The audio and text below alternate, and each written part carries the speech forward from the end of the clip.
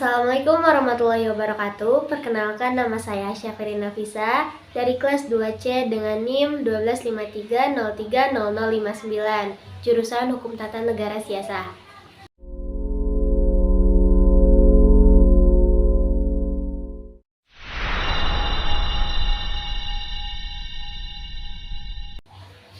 Di tengah hamparan gurun tandus Jazirah Arab yang luas, lahirlah sebuah peradaban besar yang kelak akan mengubah dunia. Namun sebelum itu, masyarakat Arab hidup dalam masa yang dikenal sebagai zaman jahiliyah.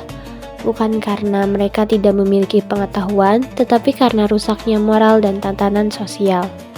Pada masa itu, kehidupan masyarakat didominasi oleh sistem kesukuan yang kuat.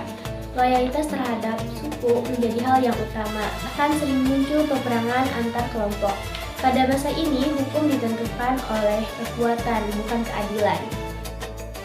Di bidang kepercayaan, mereka menyembah berhala, meskipun sebagian kecil masih mempertahankan ajaran tauhid yang diwariskan dari Nabi Ibrahim.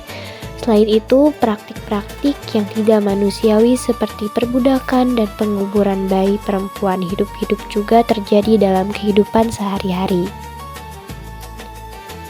Di tengah kondisi tersebut, perubahan besar mulai terjadi ketika Nabi Muhammad menerima wahyu pertama pada tahun 610 Masehi di Gua Hiro.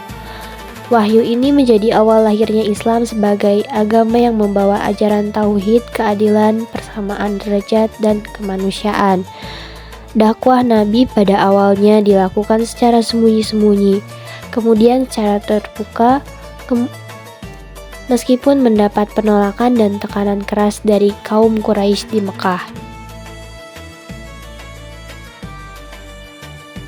Tekanan yang semakin berat akhirnya mendorong Nabi dan para pengikutnya untuk melakukan hijrah ke Madinah pada tahun 622 Masehi.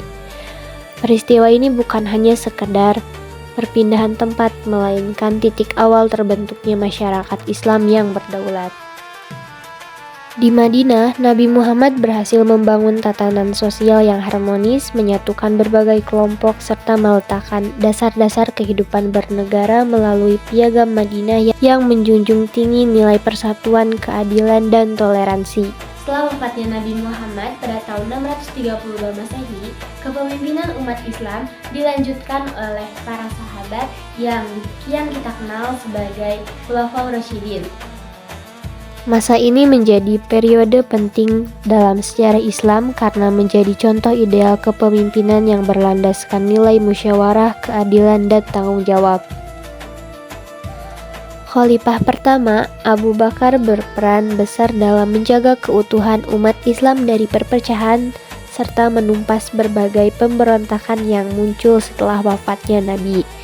Ia berhasil meneguhkan kembali persatuan umat yang sempat goyah. Kepemimpinan kemudian dilanjutkan oleh Umar bin Khattab. Di bawahnya, wilayah Islam berkembang sangat luas hingga mencakup Persia dan sebagian wilayah Romawi. Selain ekspansi wilayah, Umar juga dikenal sebagai pemimpin yang berhasil membangun sistem administrasi pemerintahan yang tertata, rapih dan adil. Selanjutnya, Utsman bin Affan memimpin dengan kontribusi besar dalam penyusunan dan penyatuan mushaf Al-Quran menjadi standar yang digunakan hingga saat ini. Namun, pada masa pemerintahannya mulai muncul konflik internal yang menjadi awal perpecahan dalam tubuh umat Islam. Khalifah terakhir, Ali bin Abi Thalib, menghadapi berbagai tantangan politik dan konflik yang kompleks. Masa kepemimpinannya diwarnai dengan perang saudara yang dikenal sebagai fitnah besar, yang menjadi salah satu titik penting dalam dinamika sejarah Islam. Meskipun diwarnai berbagai tantangan, masa Khulafaur Rasyidin tetap dikenal sebagai fondasi utama peradaban Islam. Periode ini menunjukkan bagaimana nilai-nilai Islam diterapkan dalam kehidupan nyata, membangun masyarakat yang berlandaskan keadilan, persatuan, dan tanggung jawab. Dari masyarakat yang terpecah di masa jahiliyah, Islam kemudian tumbuh menjadi sebuah peradaban yang membawa perubahan besar bagi dunia, tidak hanya sebagai agama, tetapi juga sebagai sistem kehidupan yang mengatur berbagai aspek, mulai dari sosial, politik, hingga budaya. Perjalanan sejarah ini menjadi bukti bahwa Islam hadir sebagai rahmat bagi seluruh alam, membawa manusia dari kegelapan menuju cahaya peradaban yang lebih maju dan beradab. Dan tentunya hukum ditentukan dengan keadilan. Cukup sekian dan terima kasih. Wassalamualaikum warahmatullahi wabarakatuh.